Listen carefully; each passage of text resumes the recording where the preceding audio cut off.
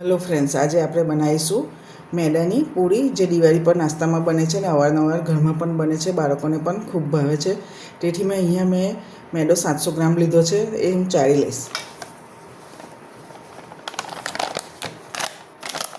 સારી રીતે મેદાને ચાળીને જરૂરી મસાલા કરી લોટ બાંધી લઈશું. જો ફ્રેન્ડ્સ, આપણો લોટ ચલાઈ ગયો છે મેદો, તે માટે મેં ઘીનું મોણ લીધું છે. એ આશરે હું 4 થી 5 ચમચી જેવું લઈશ. મેદાને મુઠ્ઠી પર તો મોણ આપવાનું છે, એટલે પછી જોઈ લઈશું આપણે કે કેવું થયું છે. તે માટે જરૂરી મસાલા પણ લઈ લઈશું. તે માટે મેં 1 ચમચી મીઠું લીધું છે. મીઠાનું પ્રમાણ તમે વધુ ઓછું કરી શકો છો પોતાના ટેસ્ટ મુજબ. હું અહીંયા 1.5 ચમચી જેટલું લઉં છું. આખા જીરું લીધા છે મેં, એનો ટેસ્ટ ખૂબ જ સરસ લાગે છે.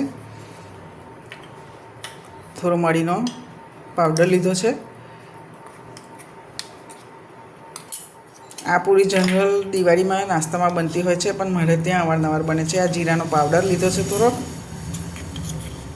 સાંજના નાસ્તામાં, સવારના નાસ્તામાં કે બાળકોને પણ તમે ભરી આપો છો. બધું સારી રીતે મિક્સ કરી અને જોઈ લઈશું કે મુઠ્ઠી પડતું મોણ છે કે નહીં, તે પ્રમાણે કરીશું. જુઓ ફ્રેન્ડ્સ, બરાબર મસાલા મિક્સ થઈ ગયા છે અને તમે જોઈ શકો છો કે આપણું મોણ મુઠ્ઠી પડતું છે. જો એવું થાય એટલે સમજી લેવાનું કે આ મુઠ્ઠી પડતું મોણ છે. હું થોડુંક ઘી લઈ રહી છું.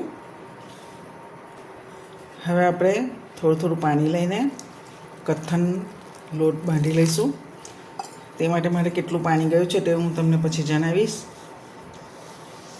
જો મિત્રો, આપણો ડો તૈયાર થઈ ગયો છે. એને આપણે અડધા કલાક માટે રેસ્ટ આપીશું ઢાંકીને. આપણો લોટ ફોર્મેટ થઈ ગયો છે મિત્રો. એમાંથી નાના નાના લુવા લઈને આપણે પૂરી વણી લઈશું. મેં અહીંયા પૂરી વણીને તૈયાર કરી દીધી છે. આપણે હવે ગરમ તેલમાં એને તળી લઈશું. આપણું તેલ ગરમ થઈ ગયું છે, તેના માટે મેં થોડોક લોટ નાખીને ચેક કરી જોયું છે. તો હવે પૂરી એમાં આપણે મૂકીને ધીરે તાપે થવા દઈશું.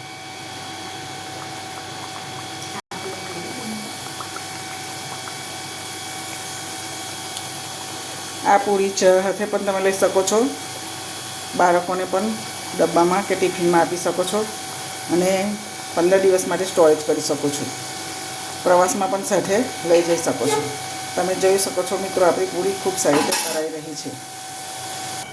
મિત્રો, આપણી પૂરી તળાઈને રેડી છે. તો તમે જોઈ શકો છો, ખૂબ જ ટેસ્ટી, સોફ્ટ અને ઘરમાં રહેલી વસ્તુઓમાંથી જ બનતો આ નાસ્તો તમે પણ ટ્રાય કરી શકો છો. અને દૂધ, ચા, કોફી સાથે પણ લઈ શકો છો. Thank you for watching video.